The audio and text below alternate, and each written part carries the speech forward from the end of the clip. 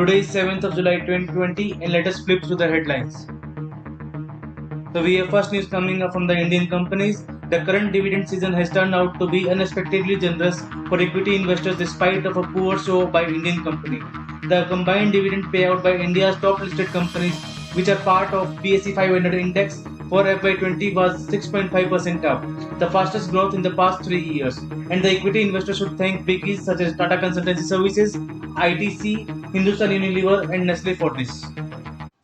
We now have an update for the news that came up yesterday. The government has no proposal to merge CBDT and CBIC according to a statement issued by the Press Information Bureau on Monday. While the merger was one of the recommendations of the Tax Administrative Reforms Commission, the government had not accepted it, the statement added. अगर आप use करते हैं metro तो ये news है आपके लिए. Bombardier on Monday announced that it had bagged the contract of rupees 2051 crores for supplying equipment and building signal infrastructure for the Agra and Kanpur metro projects. The Indian arm of the Canadian measure said that 1.4 million daily riders would benefit from the new metro services connecting the two cities. It will deliver around 201 metro cars and an advanced signaling solutions for the lines. Three Indian giants, Anil Agarwal runs Starlight Technologies, Reliance Industries controlled by Red Seas, Tech Mahindra are developing software manufacturing and system integration capabilities to power the building of the next generation virtualized 5G telecom networks. The move entails moving from the current hardware-dependent networks to the ones that will be software-centric with hardly any dependency on the underlying hardware. It is significant development as it provides operators with a greater choice. The race to head the Securities and Exchange Board of India is hotting up once again as the chairman Ajay Tyagi's tenure ends next month. The Insolvency and Bankruptcy Board of India's Chief Madhusudan Sahu and SEBI whole-time director Madhavi Puri Butch are believed to be the top contenders. Apart from them, former Corporate Affairs Secretary Indeti Srinivas and a few other officials of the finance are to be the contenders. Paytm and the firm's chief executive Vijay Shekhar Sharma will acquire Raheja QBE General Insurance for nearly Rs 568 crores to expand the digital payments company's financial services.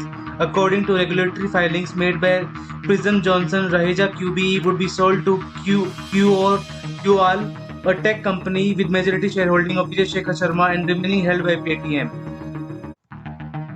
Adani Transmission on Monday announced a definitive deal with Kalpataru Power Transmission to buy one of its arm for an enterprise value of Rs 1,286 crores.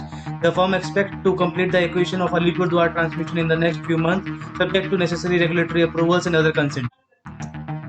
The AD has slapped its biggest over famous showcase notice of Rs 7,220 crores on a Kolkata-based jewelry house for allegedly indulging in illegal foreign exchange board, official sources said on Monday.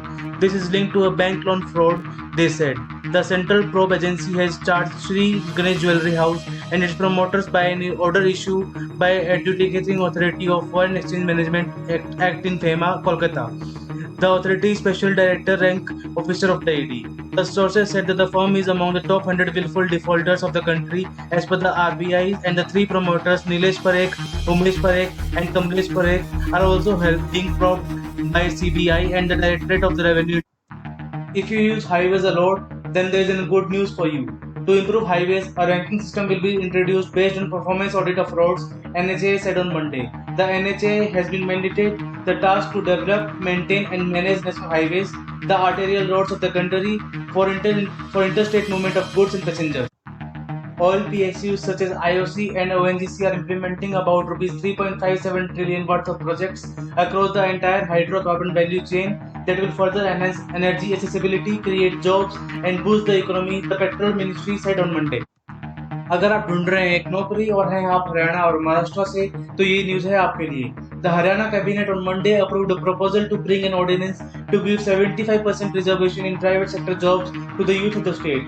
The draft of the ordinance will be placed before the council at its next meeting. Also, the Maharashtra government on Monday launched a portal to ensure employment to sons of soil in the state. The Maha Jobs portal connects factories and unemployed locals in the state and will help in fulfilling the Maha Agadi Alliance for promise of providing 80% jobs in the industry to the locals. अगर आप auditor और job करते कोई big four में जैसे कि मैं, तो ये न्यूज है आपके लिए। The UK dominate accounting companies must separate their audit units from other businesses by June 2024 as the country's accounting watchdog reacts to shortcomings that led to collapse of several companies. The Financial Reporting Council is asking the so-called Big Four KPMG, Deloitte, PwC and EY to agree to operational separation to ensure audit practices don't rely on persistent cross-subsidy from the rest of the firm. Auditors are under greater regulatory scrutiny than ever after a series of high-profile lapses in the recent years. Some power sector transitions may attract GST, says AAR. The Tamil Nadu-based AAR has held that only distribution and transmission segments of the electricity sector are exempt from GST, and any transition between the two utilities could come under the indirect tax depending upon its nature. The issue was applicability of GST to the intercompany transition between the applicant Tamil Nadu Generation and Distribution Corporation and Tamil Nadu Transmission Corporation, both subsidiaries of Tamil Nadu Electricity